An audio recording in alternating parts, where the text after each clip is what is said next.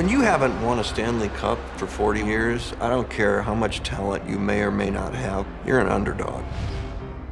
The team I took over in 1982 was in the Detroit River, quite frankly. I don't mean to be rude or anything, but you don't have any kind of a hockey club. I knew that there were good players in Russia. The problem was there was an Iron Curtain. There's no book, you couldn't go anywhere and say, okay, how do you get a guy to defect?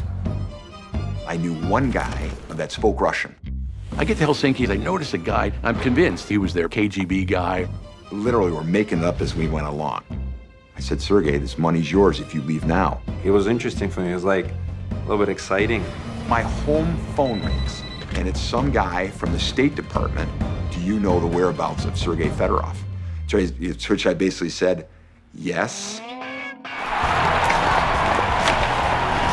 Very quickly, you're like, hey, this guy's pretty good, One of the most talented players I ever saw in my life. Scotty Bowman knew one thing, that the Russian game is played in 5-man units. First time in NHL history, 5 Russian guys playing in the same unit. I said, let's go. They played a different style. It was keep away. I mean, literally, they would play keep away.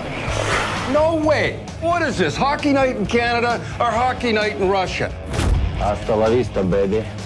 People questioned Scotty Bowman. They questioned if we could get it done. They're coming over. They're going to have to play the Canadian way. They're going to have to toughen up. It's way beyond hockey. American, Canadian, Swedish, Russian. They're all Red Wings! None of this matters unless we win.